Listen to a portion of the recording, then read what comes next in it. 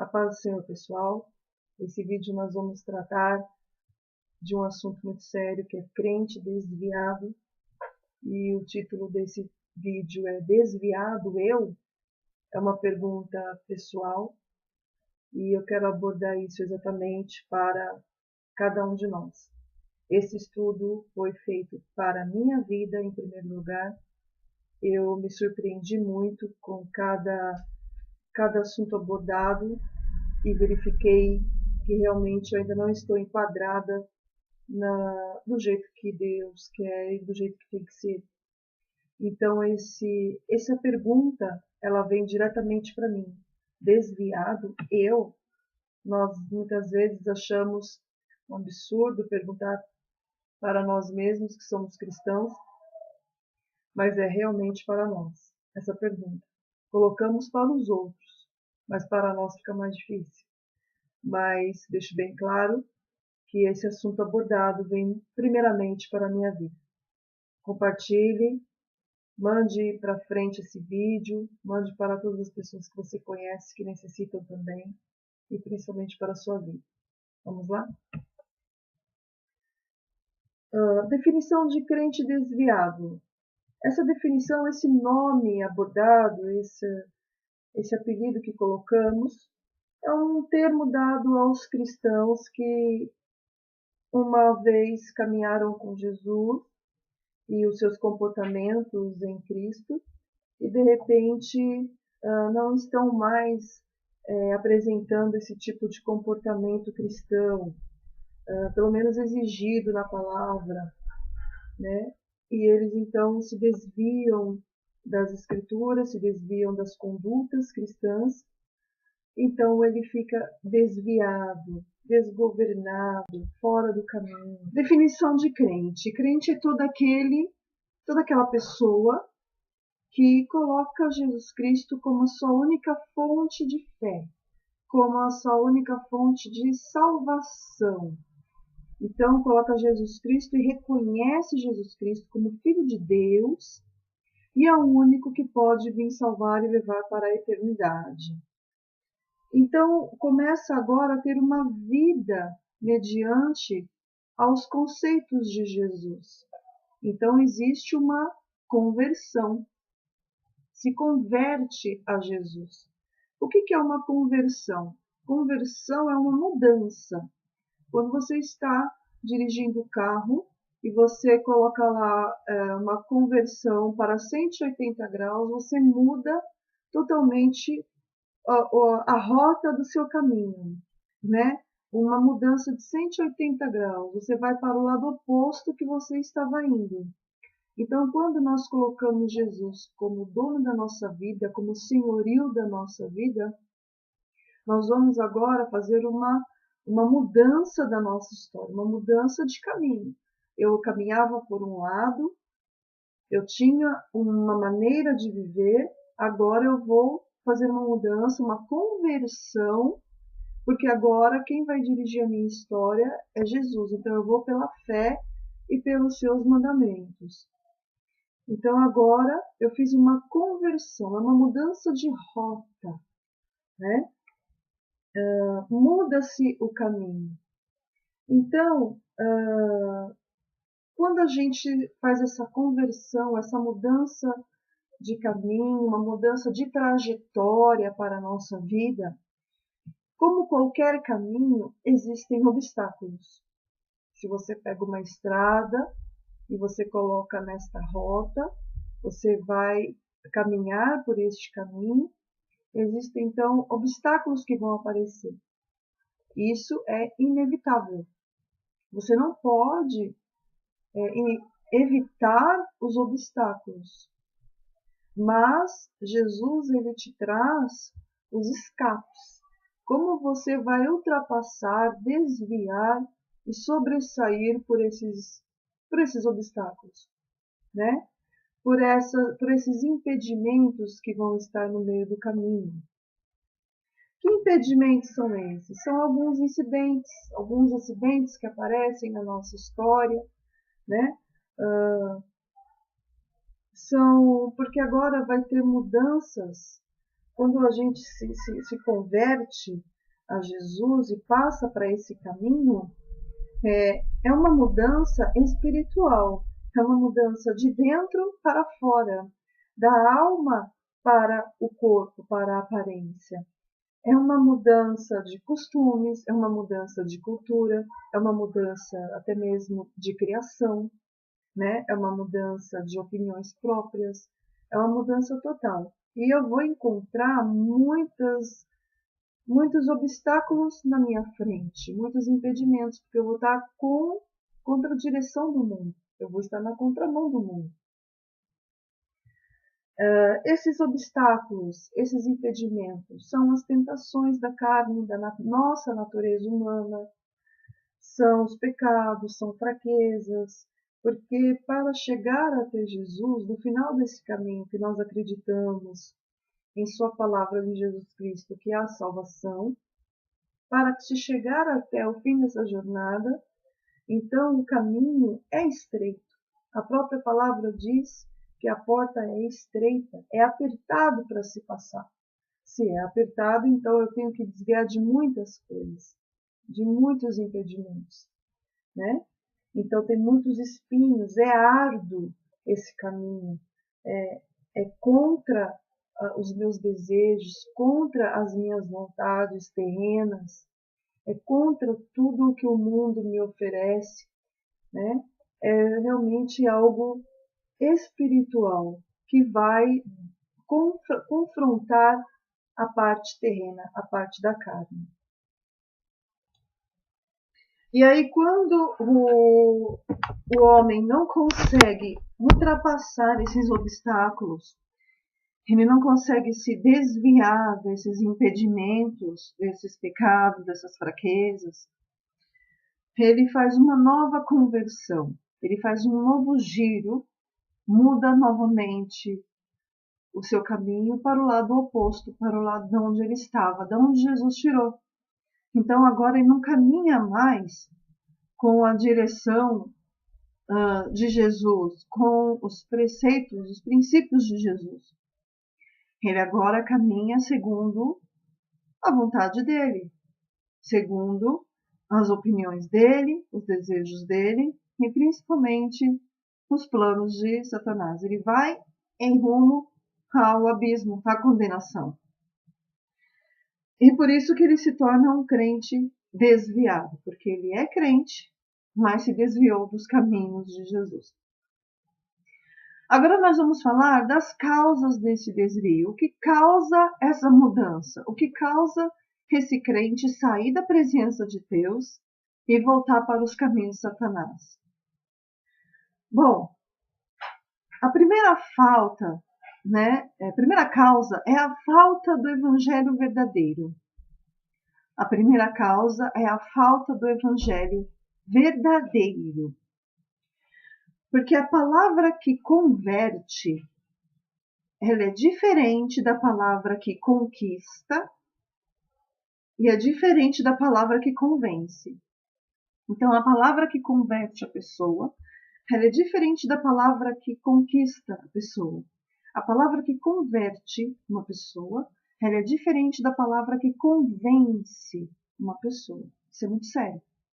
Nós estamos vivendo na era onde a maioria das igrejas evangélicas estão pregando e ensinando 90% de seus sermões e de seus ensinos, palavra que se conquista, que conquista a humanidade e que convence a humanidade.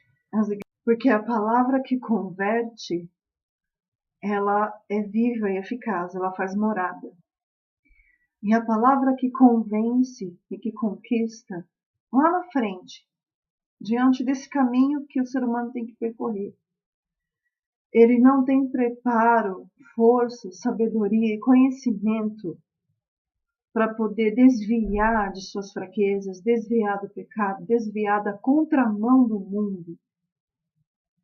Porque quando a pessoa está em Jesus, ela está indo para frente, mas ela está na contramão do mundo. E uma palavra que convence, ela não faz morada. Uma palavra que conquista não é aquela semente que cai na terra e germina, ela cai entre espinhos, ela cai entre pedras. Ela não consegue germinar sua semente e brotar. Ela não cai numa terra fértil. Então, palavra que conquista, que é o que está sendo pregado na maioria das igrejas hoje, em 90% de seus sermões e de seus estudos. Palavras que oferecem desejos terrenos, conquistas terrenas, conquistas mundanas. A palavra pregada hoje nas igrejas que se referem a você vai conquistar os seus bens, você vai conquistar as suas posses, você vai ter prosperidade, você vai adquirir riquezas, você vai conquistar. São conquistas mundanas, conquistas oculares, conquistas materiais. Isso tudo atrai o ser humano. Isso tudo conquista a humanidade a entrar para a igreja, a sentar e ouvir, a voltar e ouvir esses sermões, porque são sermões que realmente revelam o desejo da minha vida, revelam a minha busca do meu dia a dia. Eu trabalho para conquistar, e aí eu vou num lugar onde Deus fala que creia, porque você vai conquistar. Creia, porque você vai adquirir sua casa, seu carro, seus bens, sua posse, suas riquezas. São sermões de prosperidade. Isso está cheio nos dias de hoje. As igrejas estão lotadas. As igrejas que pregam palavras de conquista. Outra palavra de conquista, milagres instantâneos.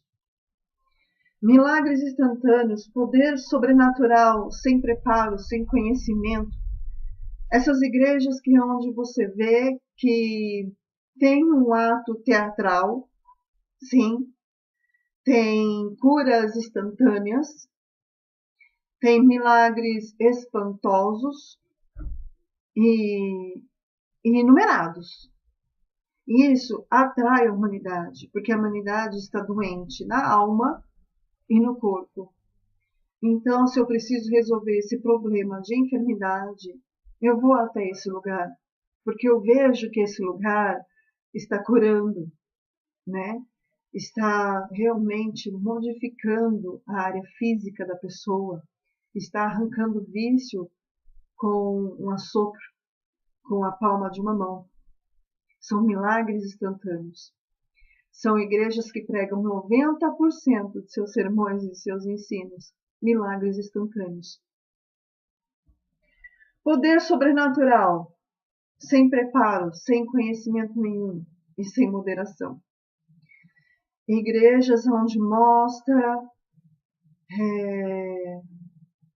um arrebatamento comunitário, igrejas onde mostra revelações sem contextos, revelações sem fundamentos, profecias sem fundamentos.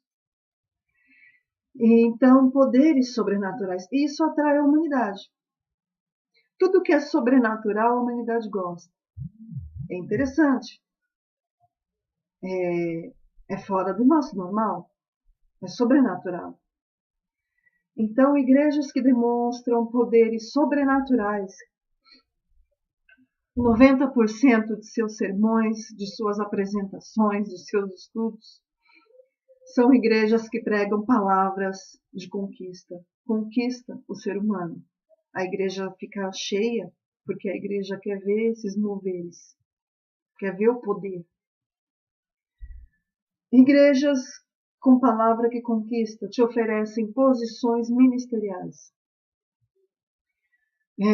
Aqui você vai ser um obreiro em um mês.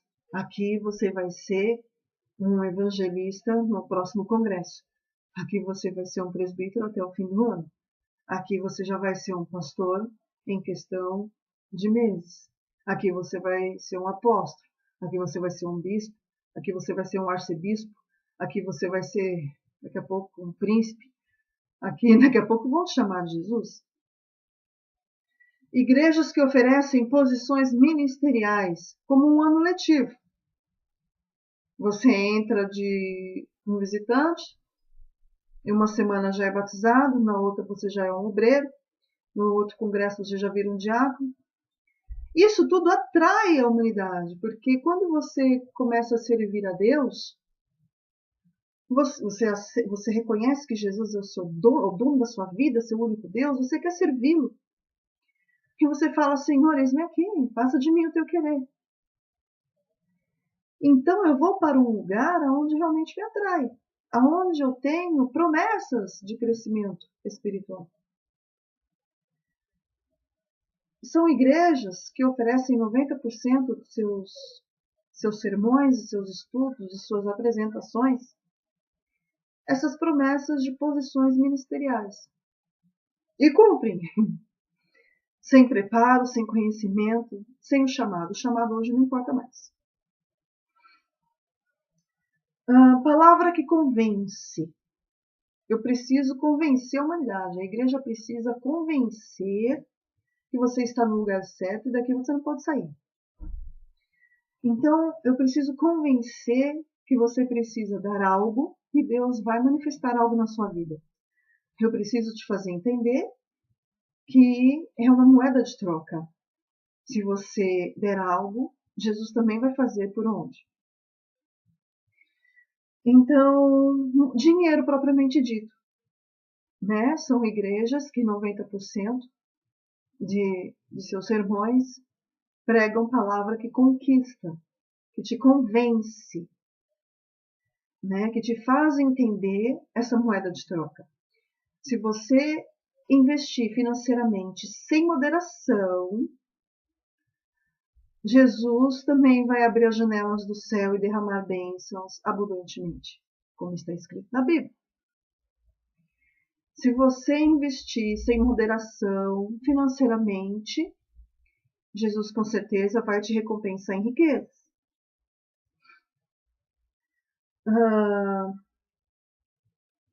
Palavra que convence, dedicação 100% à obra. Se você se dedicar 100% à obra de Deus, Jesus também vai se dedicar 100% a você. Então, se você tiver com alguém doente, com alguém precisando de você, né, com a sua família te esperando, deixa que Deus cuida, deixa que Deus trata, deixa que Deus olha. Você tem que vir para a casa de Deus. Você não pode faltar. Você não pode ficar ausente. Você não pode perder. Você tem que estar aqui conosco na segunda, na terça, na quarta, na quinta, na sexta, no sábado, no domingo, de manhã, à tarde e à noite, e de madrugada você tem que ir para o monte. Você não pode faltar. Você não. Não se importe com o seu filho. Deus toma conta. Não se importe com o seu marido, com a sua mulher. Deus vai tratar. Então, dedicação 100% à obra. Igrejas que pregam palavras que convencem, como moeda de troca, faça isso, que Deus também vai fazer. Eu quero dizer uma coisa, palavra que convence e palavra que conquista. As igrejas hoje estão lotadas disso, você pode reparar. Está muito raro a igreja que prega a palavra que converte. Está escassa. Eu não estou dizendo que a palavra verdadeira de Deus, ela jamais vai mencionar que você não pode ser um abençoador da obra de Deus. Que você tem que negar o chamado de Deus na sua vida, o chamado de ser um pregador, de ser um diácono, de ser um missionário. Eu não estou dizendo que Deus não vai curar, eu não estou dizendo que você não vai sentir o poder de Deus. Não é isso. O que eu quero dizer é que as igrejas hoje, a maioria delas, estão pregando palavra que conquista as pessoas e que convence as pessoas com 90% de seus sermões e seus estudos, de suas apresentações com isso.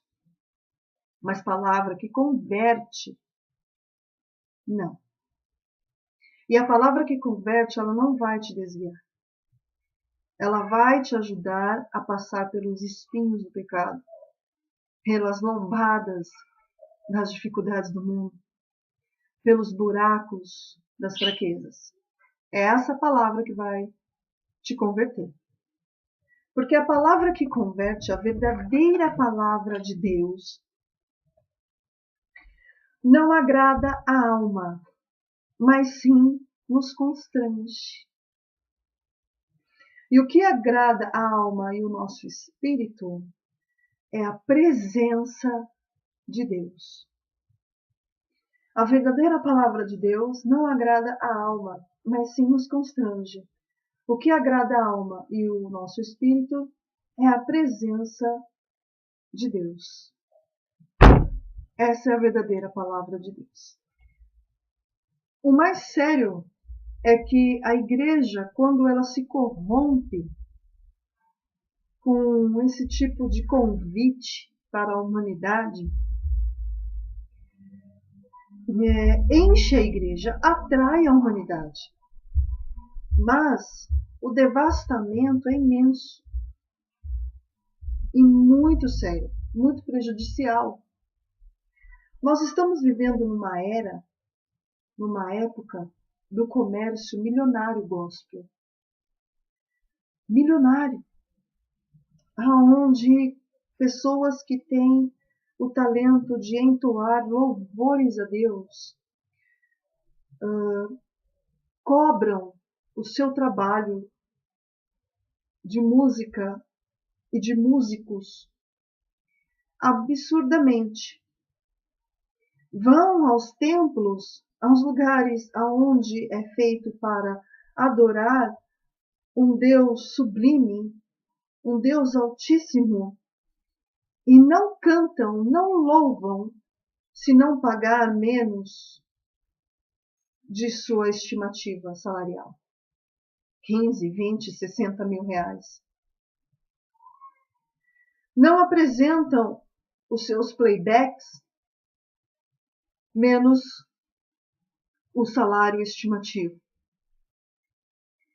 Com um comércio milionário gospel, aonde pessoas que não sabiam falar a língua portuguesa, não sabiam ter comunicação, não conheciam nada de Deus, viviam no monturo, no lixo, na lama do pecado, aonde Deus resgata, limpa, transforma, cura, liberta de seus demônios, coloca como um príncipe, faz sentar entre príncipes e princesas, faz entender e conhecer as suas escrituras, derrama poder nessa pessoa para curar, para expulsar demônios, para profetizar bênçãos.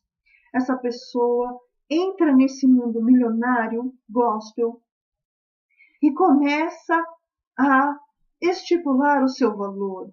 O meu valor é 5 mil reais, 40 minutos. E só vai para a sua igreja se tiver tantos números de membros. E só traz o sermão de Deus se o dinheiro estiver na conta.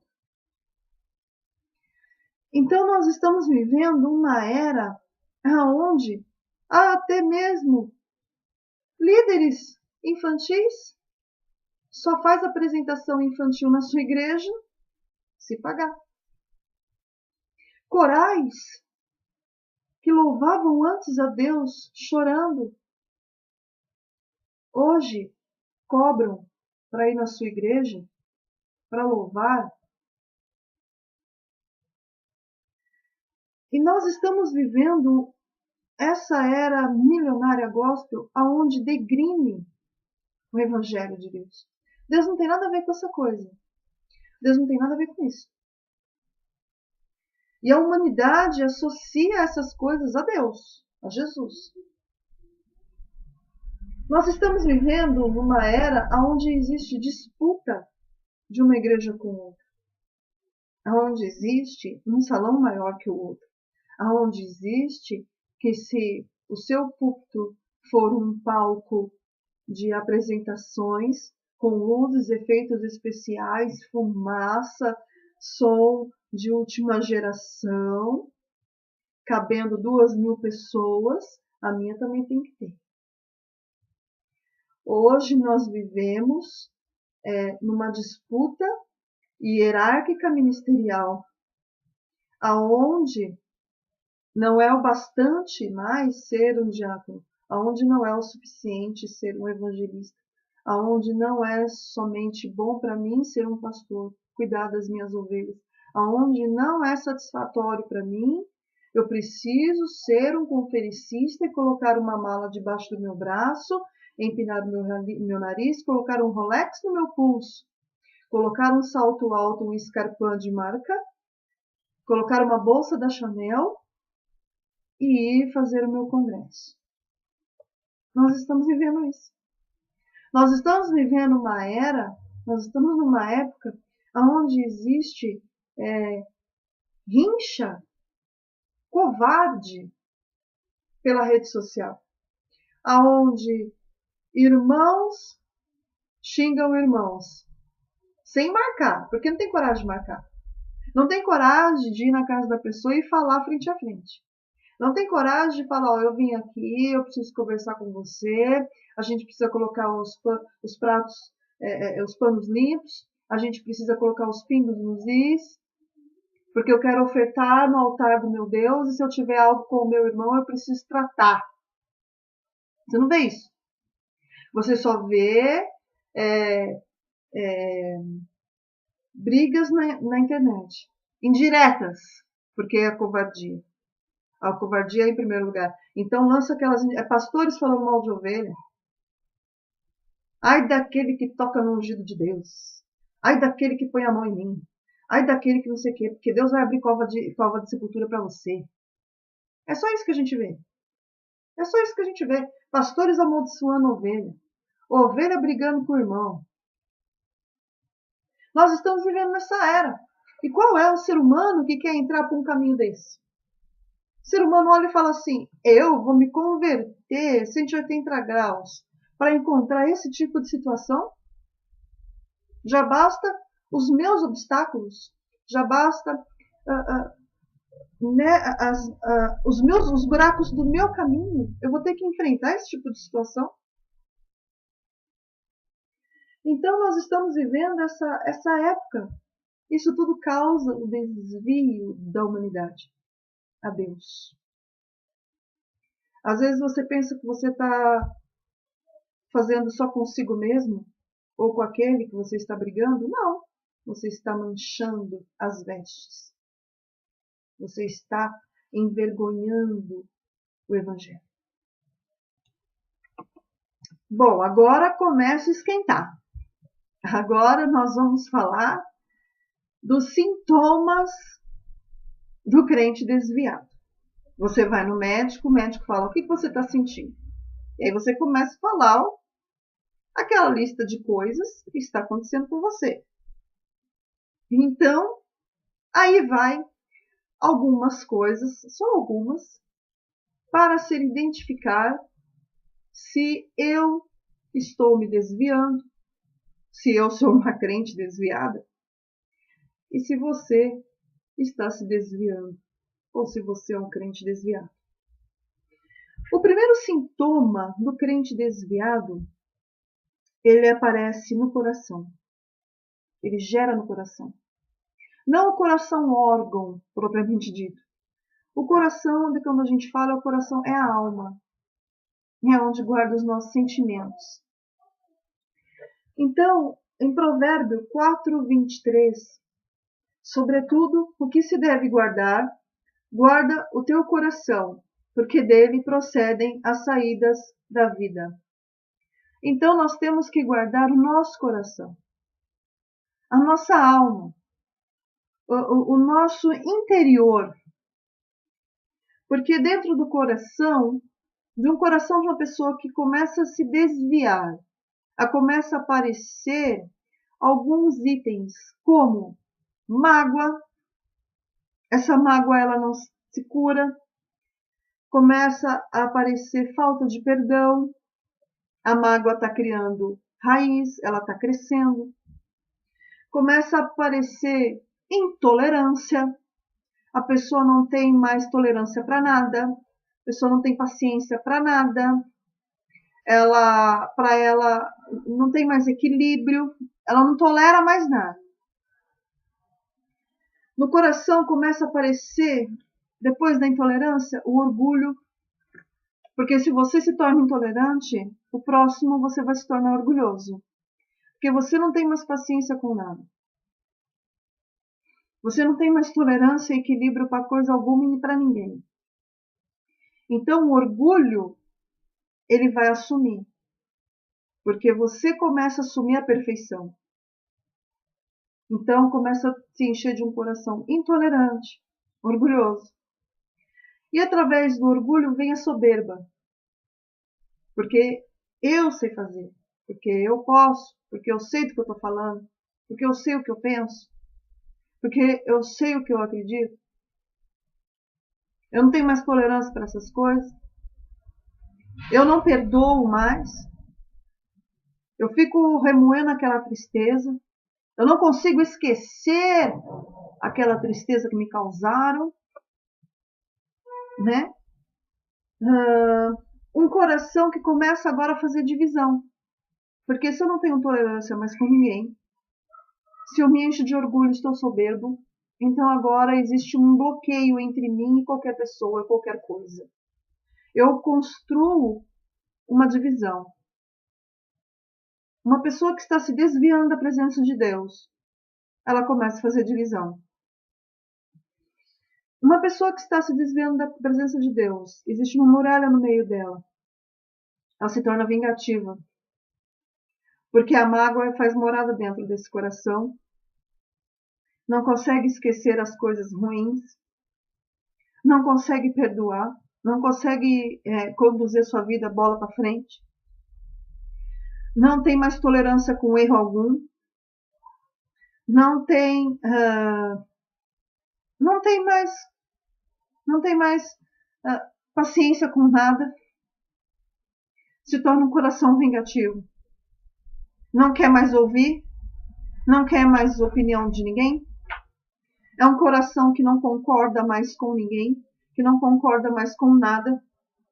E é um coração que se faz juiz de todos e de tudo. Então, você pode reparar que começa numa mágoa, essa mágoa vai crescendo, vai virando falta de perdão, vai virando intolerância, orgulho, soberba, vai virando uma divisão, vai virando vingativo. É um coração que não vai dando mais espaço para ninguém, espaço para ouvir mais ninguém, para a opinião de ninguém. O coração se fecha, o coração fica duro. Então, o primeiro sintoma de que estamos desviando da presença de Deus, eu e você, é um coração duro. Se atente para esses sintomas.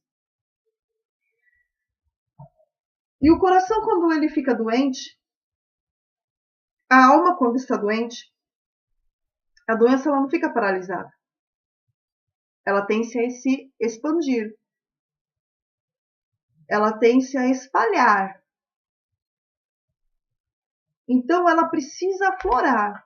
Essa doença, ela tem que sair para fora. Ela precisa aparecer. E ela, primeiro passo, aonde ela aparece, o segundo passo, que primeiro é no coração. Então, o segundo passo agora é nas palavras. Essa doença, essa enfermidade começa no coração. E ela precisa sair. E ela sai pelas palavras.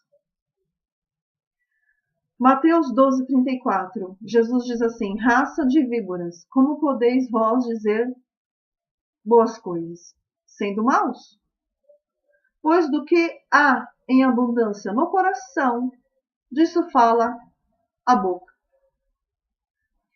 Jesus ele diz que o nosso coração está cheio de alguma coisa.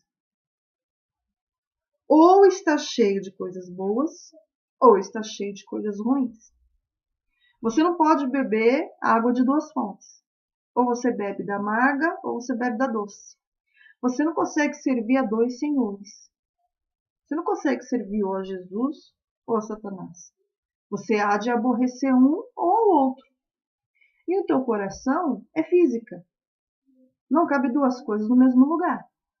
Ou vai caber coisas ruins, ou vai caber coisas boas. Então, quando esse coração está doente, ele começa a sair para fora as suas enfermidades através das palavras. E Jesus diz: a boca fala do que está cheio o coração. Então, nós podemos identificar, eu e você, nós temos dois ouvidos. Empresta um só para sua boca. Eu tenho que emprestar pelo menos um ouvido meu para minha boca, para ouvir o que eu estou falando. Nós precisamos prestar atenção no que nós estamos falando. Está cheio de amargura? Está cheio de falta de perdão? Está cheio de mágoa? Está cheio de divisão, de vingança, de orgulho, de soberba? A boca está falando. Efésios 4:29. Não saia da vossa boca nenhuma palavra torpe, mas só a que for boa para promover a edificação, para que de graça aos que a ouvem. Então, um coração doente, um coração que já está contaminado, que está se desviando da presença de Deus, essas palavras também começam a falar coisas torpes, coisas tolas, coisas que não vão edificar nem a você mesmo e nem a ninguém. Começa a proferir palavras carnais, palavras mundanas. Coisas que você não falava, você agora começa a falar. Palavras que não existiam mais em sua boca começam a aparecer. Coisas mundanas. Até mesmo, às vezes, uma gíria de uma facção. Até mesmo palavras carnais, palavras sensuais, palavras pornográficas, palavras de baixo calão, né? Palavras mundanas. Então agora começa a ter assuntos diferentes, porque está cheio o coração. Os assuntos agora dessa pessoa que está se desviando da presença de Deus, 90% desses assuntos agora são mundanos, são terrenos. Então fala do dólar, só fala de dinheiro, só fala da bolsa de valores. Agora esse coração está cheio e está saindo para fora palavras que só falam das coisas da terra, só fala de grife, só fala de marca, só fala de cosmético, só fala de entretenimento, só fala de shows, só fala de passeios, só fala dos famosos, só fala dos artistas. Esse coração agora, ele está totalmente voltado para as novidades do mundo. Esse coração agora está totalmente atualizado para as coisas que acontecem no mundo, para as coisas que podemos ver, para as coisas que estão aqui no nosso dia a dia. Eu quero abrir uma observação. Não estou dizendo que o crente ele tem que ser burro. Não estou dizendo que o crente tem que estar desatualizado. Não estou dizendo que o crente tem que estar desinformado. Não estou dizendo que o crente não pode alcançar conhecimento de novas marcas de carro, de novas marcas de roupa e adquiri-las. Não é isso que eu estou dizendo. O que eu estou dizendo é o que a palavra diz, que o coração está cheio de coisas mundanas e proferem suas palavras. As suas palavras agora são sensuais. O comentário que você vai fazer por aquela pessoa agora já é mais sensual. O comentário que você vai fazer com aquela outra pessoa agora já é mais ofensivo. O comentário que você vai fazer com a outra pessoa agora já é mais julgativo. Os desejos, as suas conversas, os seus assuntos mudaram. Você não tem mais um assunto espiritual.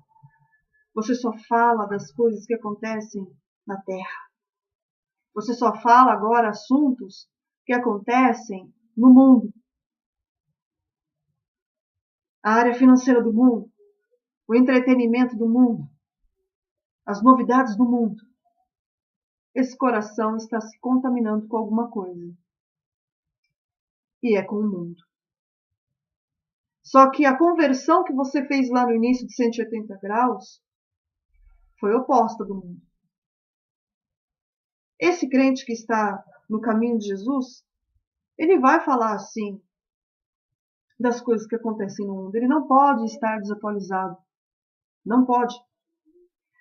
Mas estamos tratando de 90% de suas palavras. Preste atenção nisso. 1 João, capítulo 2, verso 15. Não ameis o mundo, nem o que no mundo há. Se alguém ama o mundo, o amor do Pai não está nele. Aleluia. Quando você profere as palavras, esse tipo de assunto, esse tipo de comunicação, esse tipo de linguagem agora, elas contaminam quem está ao seu redor. Porque ao seu redor existem ouvidos. E podem com certeza ter ouvidos despreparados, coração despreparado, como o teu está ficando, o meu está ficando, e serem contaminados também. Hebreus 12, 15. Tendo cuidado de que ninguém se prive da graça de Deus, e de que nenhuma raiz de amargura, brotando, vos perturbe, e por ela muitos se contaminem. Quando você começa a falar das suas dores, das suas amarguras, das suas intolerâncias, da sua falta de paciência, né?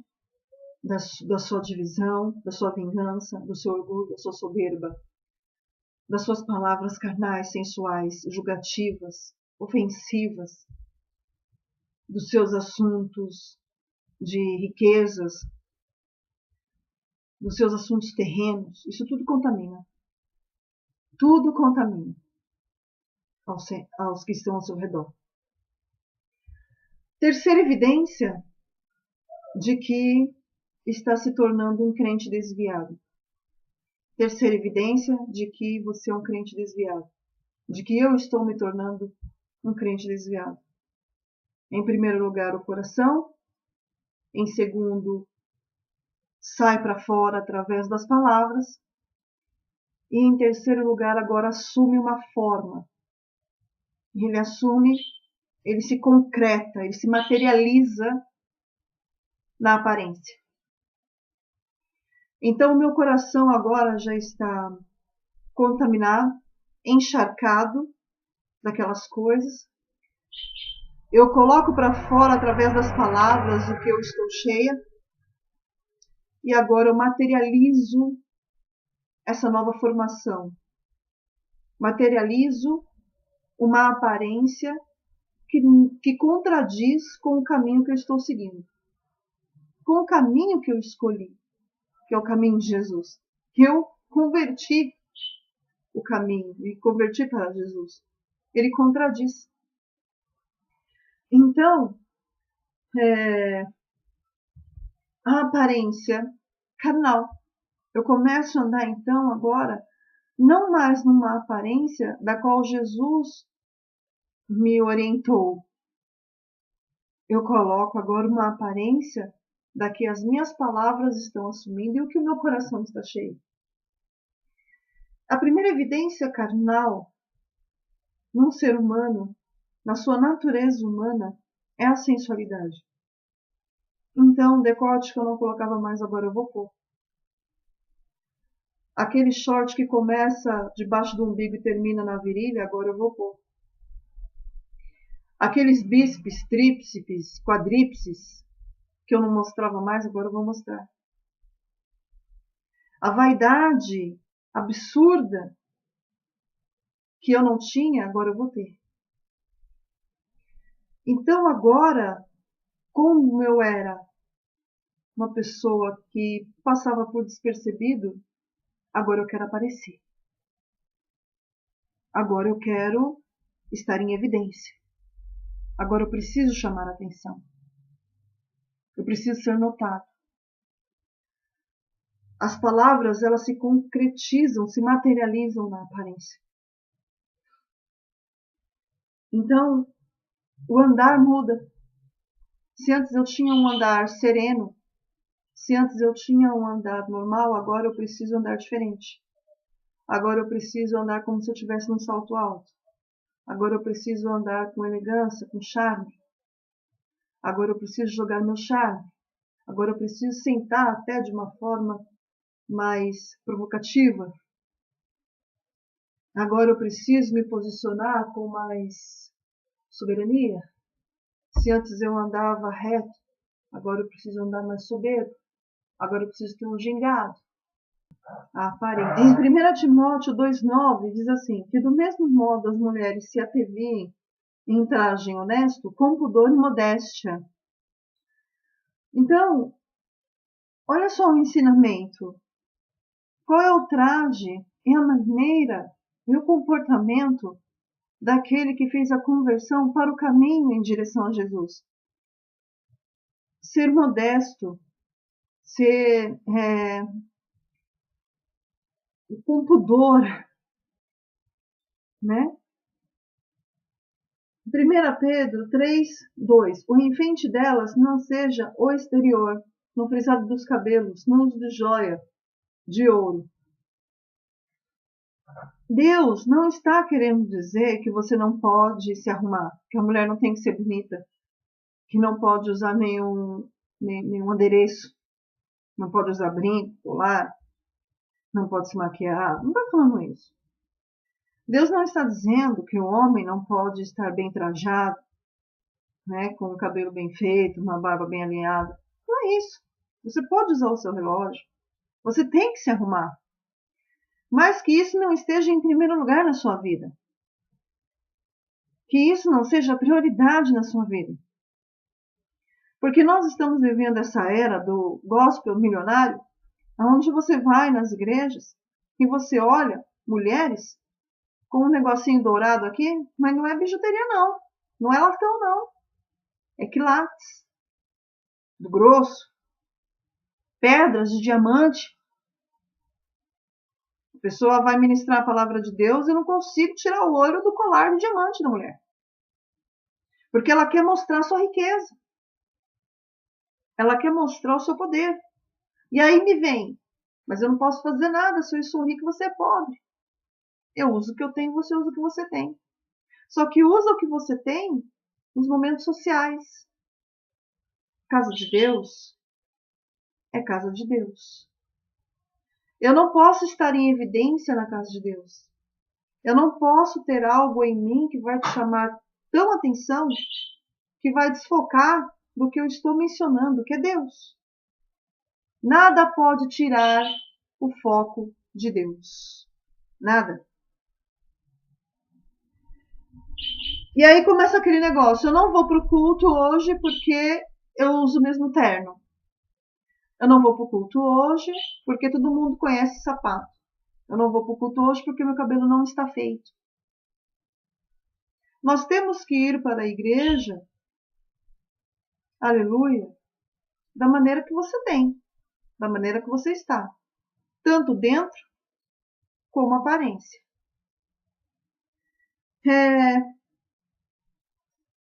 Quarta evidência dos sintomas, se eu estou desviando e se você está desviando, ou se a gente já é um crente desviado.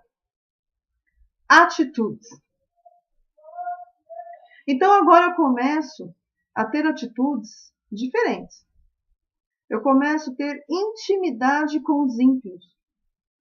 Eu não me aproximo mais de quem não está na mesma rota que eu, no mesmo caminho, na mesma jornada em direção a Jesus, com um intuito social, com um intuito evangelístico. Mas eu me aproximo agora dessas pessoas com intimidade. Começo a participar de suas rotinas. Começo a frequentar os lugares que eles também frequentam. Os bares, os bailes, aquele movimento, aquele jogo onde todo mundo vai falar palavrão e eu estou lá no meio.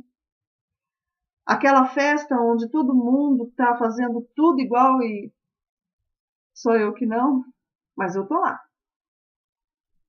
Veja bem, Salmo 1, verso 1. Bem-aventurado o varão que não anda segundo o conselho dos ímpios, nem se detém no caminho dos pecadores, nem se assenta na roda dos escarnecedores. Esse todo desviado conhece. Todo desviado conhece esse versículo. É impressionante. Só que faz. Eu quero fazer uma observação. Eu não estou dizendo, aleluia, que o crente não pode ir numa festa de ímpio.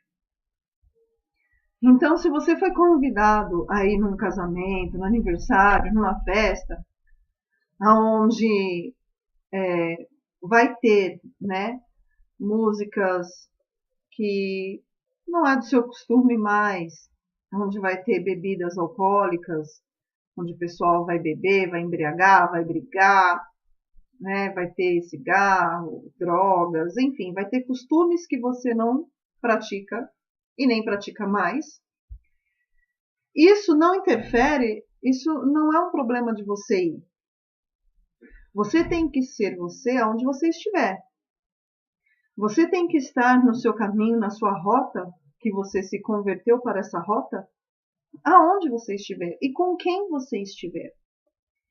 Você não desagrade aquele que te convidou e que você estima muito por causa dessa nova rota, dessa jornada que você está enfrentando e você pretende alcançar. Só que é diferente de você participar de um momento como esse, fazer a sua parte, pegar a sua bolsa e ir embora, pegar a sua família e depois ir embora, né, antes que o negócio esquenta demais. É muito diferente de você frequentar esses lugares agora. Porque agora não tem o porquê da sua frequência. Porque agora não tem o motivo da sua intimidade, da rotina dos ímpios. De sentar na roda dos ímpios, de ficar no caminho da onde eles vão passar. De ouvir os conselhos dos ímpios. Por quê? Porque agora você tem um novo Senhor na tua vida. E é um. E ele já te dá um manual aonde ele te aconselha, aonde ele te orienta, aonde ele te prepara, aonde ele te converte e não te convence e nem te conquista. É aonde ele te converte, ele muda. Então não despreze o ímpio. Pelo contrário, o teu testemunho, como você está enfrentando os obstáculos do pecado, os buracos da sua fraqueza, né, as lombadas das dificuldades do mundo, esse testemunho de como você está se virando nessa rota vale muito mais do que você ficar tagarelando no ouvido dele. Então, assim, o testemunho ele vale muito mais. Não deixe de confraternizar com as pessoas que você ama só porque você está nessa direção e elas ainda não. Amém?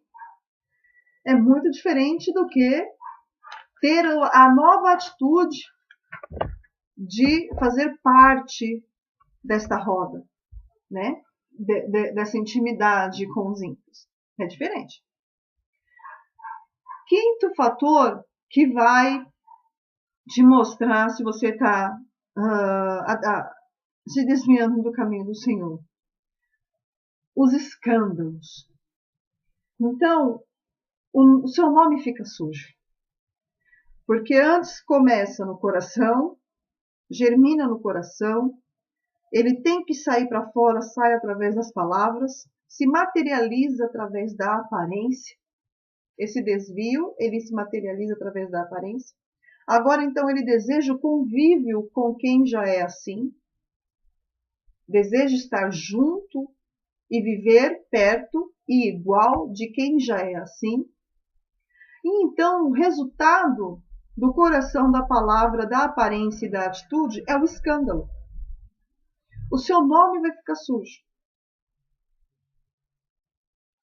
Tanto financeiramente como moralmente. Você já não dá mais valor para honrar com o que é de César. Dê a César o que é de César. Já não dá mais valor para isso. Já não dá mais valor para a sua moralidade. Está tudo por água abaixo. Foi tudo caminhando para o abismo. Você vê como que é crescente a destruição. Ela começa pequena e ela vai aumentando até chegar no escândalo da sua imagem, que é uma imagem que é a semelhança de Deus. Então, você pode ter certeza que isso tudo, se você for observar, se eu for observar, ela desencadeia para um abismo. Ela te leva para a condenação. E isso tudo faz com que eu e você nos justifiquem.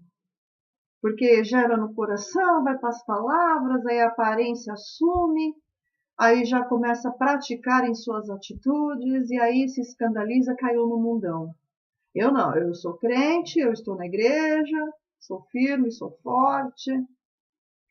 Então chega mais. Como que o crente está se desviando do caminho de Deus? É para mim e para você isso aí. Presta bem atenção. Quando você entra no novo caminho de Jesus, começa a orar, começa a ler a Bíblia, a jejuar, a buscar, a louvar, a adorar, coloca louvores no celular. Aí se você começa a desviar, presta bem atenção nesses sintomas. O primeiro sintoma, tempo e dia. O tempo já não é mais o mesmo e nem os dias.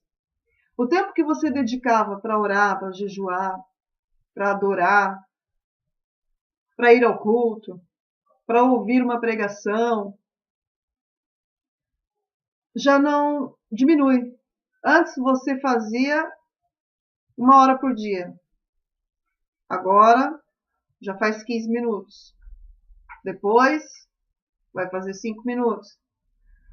Antes eram 3 dias na semana. Agora é 1 dia na semana. Agora é 1 vez por mês. Então, se você começar a prestar atenção nesses sintomas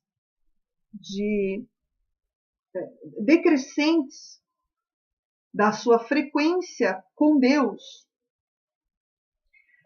é um sinal de alerta.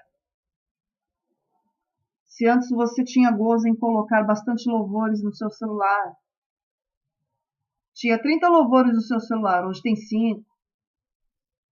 Você passava seu fim de semana assistindo pregações, você ia aos domingos no culto, hoje é 1 vez por mês, 1 vez em 2 meses. É um sintoma da sua frequência, da sua intimidade com Deus. Ah, mas a intimidade ela não está focada somente em presença. Não. Mas quando eu falo em orar, adorar, buscar, jejuar, não precisa da sua frequência física no templo. É em qualquer lugar que você esteja. E é aí que você tem que prestar atenção. Comece a verificar, a analisar a sua frequência. Antes eu falava com Deus mais tempo. Por mais tempo, por um longo espaço e por mais dias. Hoje o espaço é rápido. Senhor, me abençoe, amém. Senhor, obrigado pelo meu dia, amém. E abençoe o dia de amanhã, amém. Acabou. A frequência durou 5 segundos. 5 segundos da minha conversa com Deus.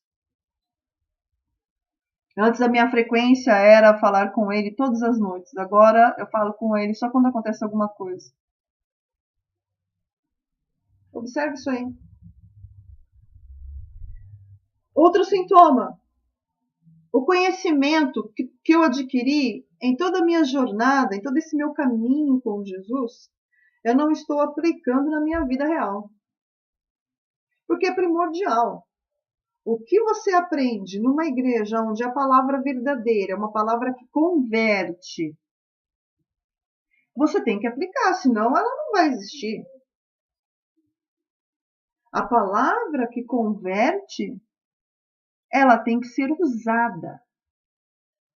E aí você não está mais colocando ela na sua vida real.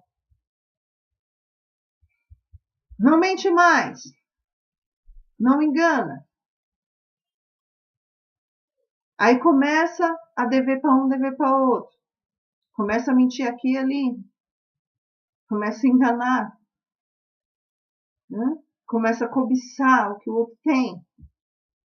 Começa a maldizer do outro. Enfim. Não aplica o que eu aprendi no meu dia a dia. Eu no dia a dia. Não aplico mais. É outro sintoma de que eu e você está desviando. Terceiro sintoma. Os cultos perdem a alegria. Eu não tenho mais vontade de ficar sentada lá no culto, me dá comichão, meu pé dorme, nenhum culto está agradável mais para mim, está tudo errado, está tudo fora do contexto. Aí eu vou para outra igreja, para ver se melhora, o sermão também não é legal, nada te agrada. Se não está agradando onde você está, meu amigo, de repente você está numa igreja onde se prega a palavra de conquistas e que convence. E não que está edificando, não que converte. Então, por favor, procure um lugar verdadeiro. Procure. Ah, mas eu vou ficar de galho em galho. Você não está de galho em galho. Você está procurando a verdade. O que nós não podemos aceitar é ficar sentado e assistindo o show gospel. O que nós não podemos aceitar é entrar nessa jornada difícil, estreita e árdua, que é o caminho de Jesus, e não ser edificado, não ser preparado, não ser instruído, não ser educado, não ter o conhecimento da palavra nenhuma. E sim aceitar que nos encham de gozo terreno, que encham os nossos olhos dos nossos sonhos carnais. Mas sim procurar um lugar aonde tem a palavra que converte, que muda. Aleluia! E então aí eu começo a perder a alegria com qualquer coisa de Deus. Não só na igreja. Não é só na igreja que eu perco a alegria. Qualquer coisa que se relacione a Deus. Já não tenho mais a alegria de escutar um louvor. Já não tenho mais a alegria de assistir uma pregação. Já não tenho mais o gozo de ler um versículo, de conversar sobre Deus, de falar desse assunto. Vamos falar do Evangelho? Vamos trocar ideia? Não tem mais essa alegria. Incomoda. É um sintoma de que você está se desviando do caminho de Deus. Quarto, foge das coisas espirituais. Então, quando tem aquele grupo de pessoas e começa a falar de Jesus, daí você fica lá. Mas aí quando o assunto começa a ficar mais profundo, mais sério, ó, ripa na chulipa. Quando você está vendo uma oração ali, a pessoa está orando na outra ali, tudo bem.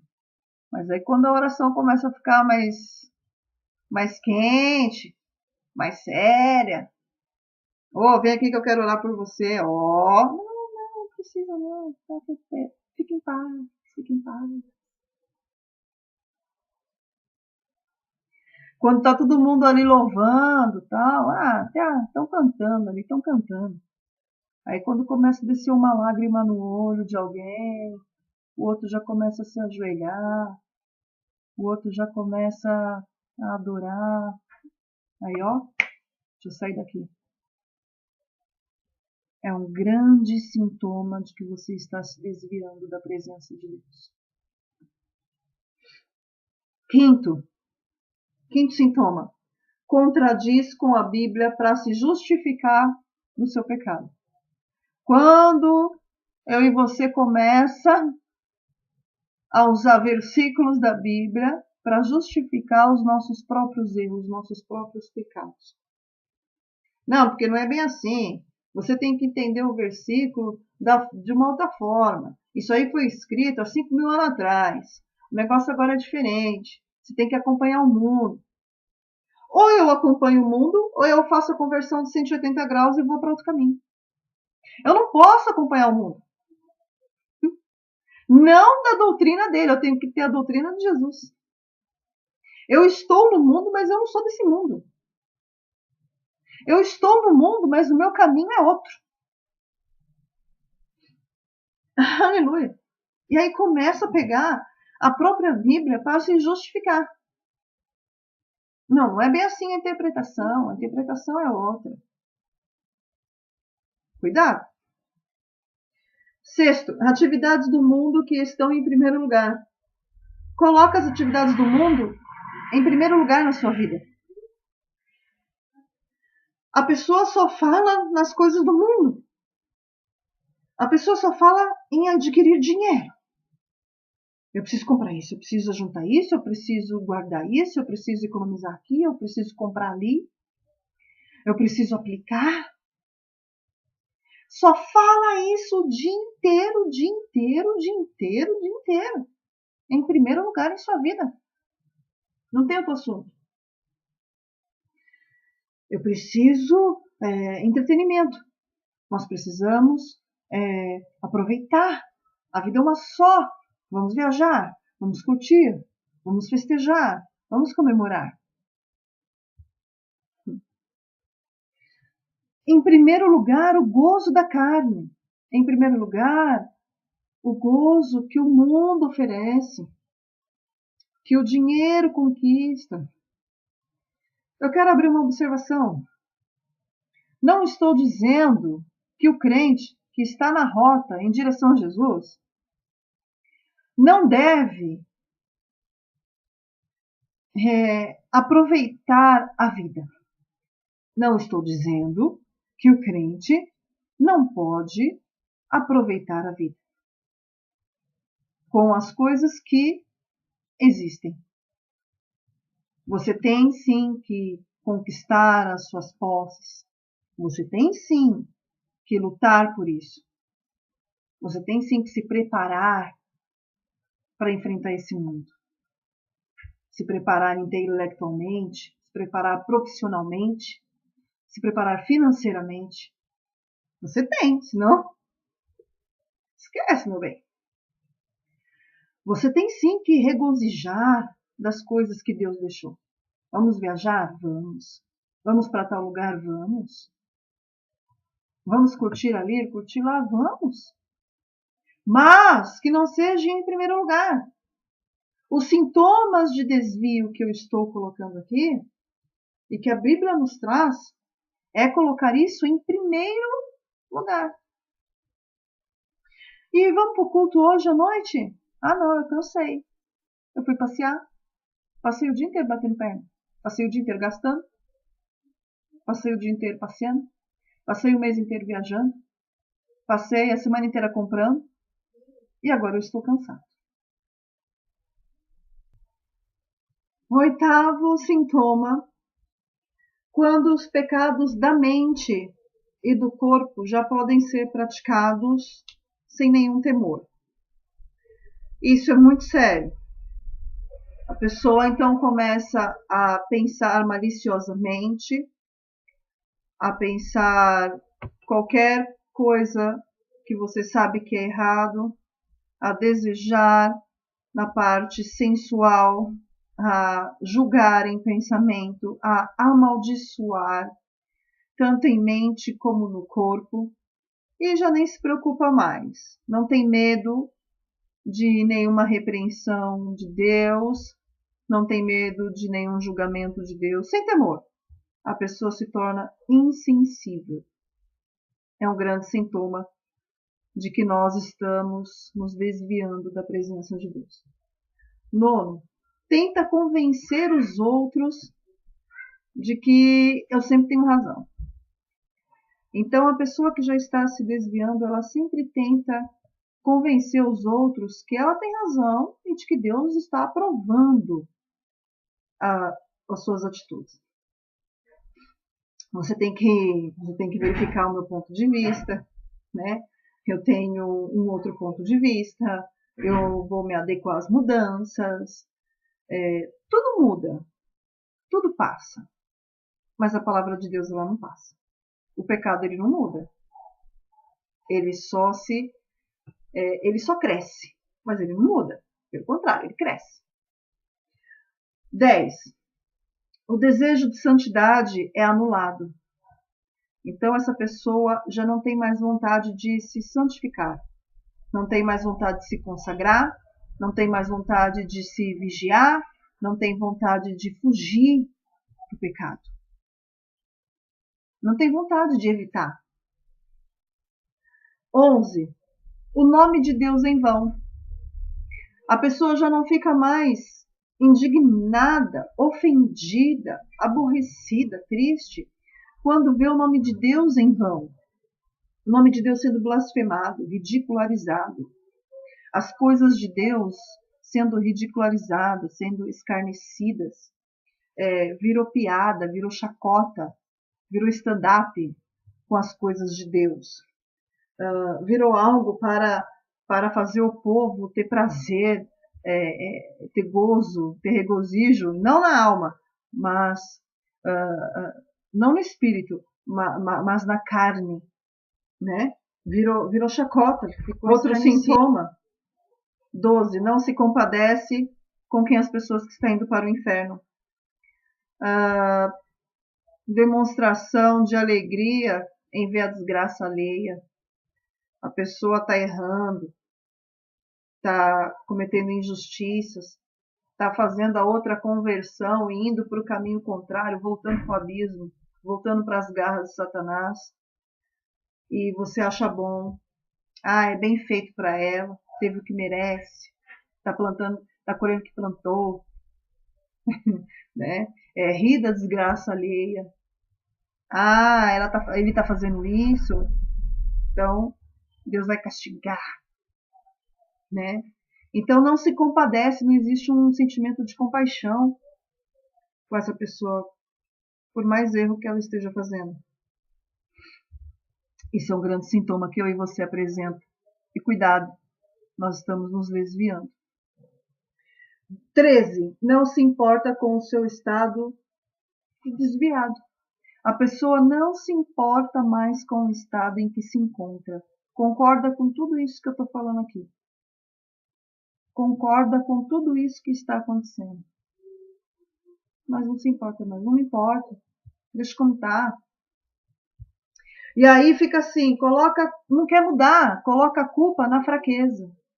Eu já tentei várias vezes mudar, voltar para a conversão, voltar para o caminho de Jesus, atravessar os obstáculos, as fraquezas, os pecados. Já tentei várias vezes.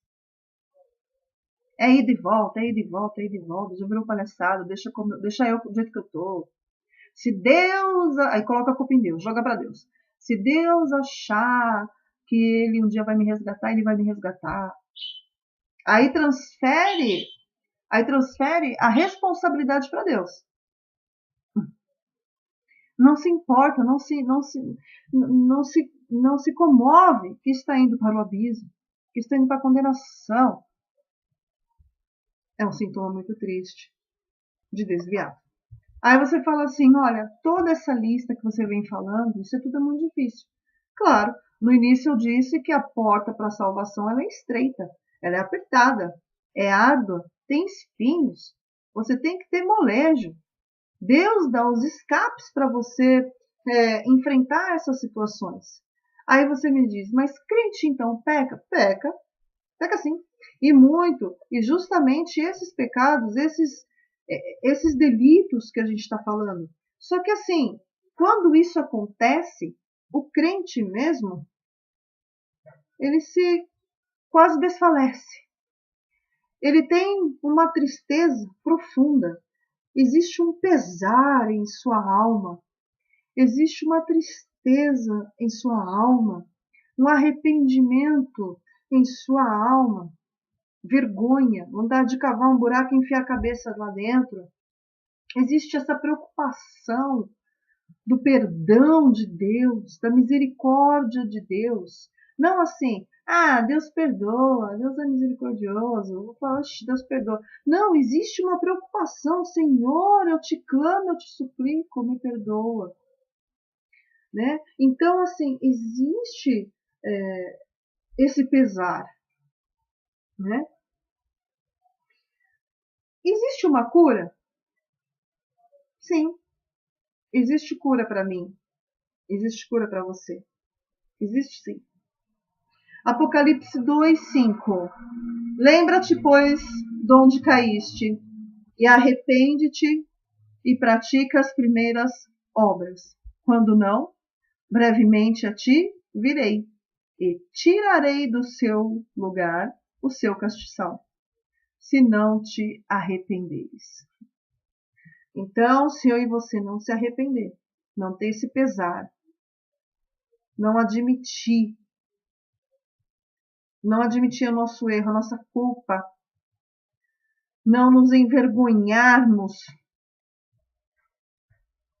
não nos fragilizarmos, existe sim o caminho da perdição e da condenação. Nós temos que lembrar da onde a gente caiu, da onde foi que a gente se perdeu, tirou a nossa atenção, se vendeu, e voltar às primeiras obras. Volte lá do início. Você sabe o caminho de volta. Mateus 11:28. Vinde a mim todos os que estáis cansados e oprimidos, e eu vos aliviarei. O Senhor, Ele oferece a troca de jugo. Ele não oferece troca de moeda. Ele oferece a troca do fardo. Entrega as suas dores a mim. Entrega as tuas dificuldades, as tuas necessidades, os teus desejos, as tuas fraquezas, os teus anseios, os teus sonhos. Entrega tudo para mim. Eu troco com você porque o meu jugo é leve, o meu fardo é leve. Aleluia. E aí nós temos essa mania de falar assim, tudo bem, mas e os pecados que eu fiz? E aquele escândalo que eu cometi? O meu nome está sujo? A minha imagem está suja? Vai ficar marcado para a vida inteira? Lá vai eu novamente, pela 53ª vez, voltando para os caminhos do Senhor. Isso é uma vergonha, isso é muito feio. Ninguém dá crédito mais. Virou bizarro essas minhas atitudes. Eu não vou voltar, porque o pecado vai me arrastar sempre comigo. Virou uma marca. Não é uma marca. Marcado você está para a condenação se você não voltar. Marcado eu estou para o abismo do inferno se eu não me converter e entrar no caminho que Jesus designou. Isaías 43, verso 25. Eu mesmo sou o que apago as tuas transgressões por amor de mim, e dos teus pecados não me lembro. O Senhor, Ele está disposto a apagar, a aniquilar os nossos erros, as nossas transgressões e iniquidades, as nossas injustiças, os nossos pecados que cometemos. O Senhor, Ele mesmo disse que Ele nem mesmo vai se lembrar mais. Sabe por quê? Porque não tem o porquê. Não precisa ficar cavando, mexendo em coisa que já foi, ficar remoendo em águas que já correram. Deus não vai fazer isso. Ninguém vai te titular. Você é uma nova criatura. Uma vez falaram assim para mim, você vê que engraçado, na igreja é cheio de ex, né?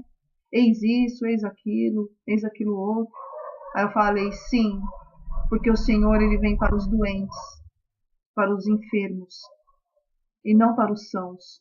Só que não é titulado como ex, mas sim como uma nova criatura. É isso que Deus titula. Isaías 55, 6 e 7. Buscai ao Senhor enquanto se pode achar, invocai enquanto está perto.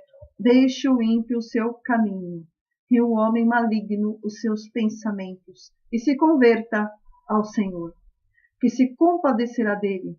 Torne para o nosso Deus, porque é grandioso em perdoar.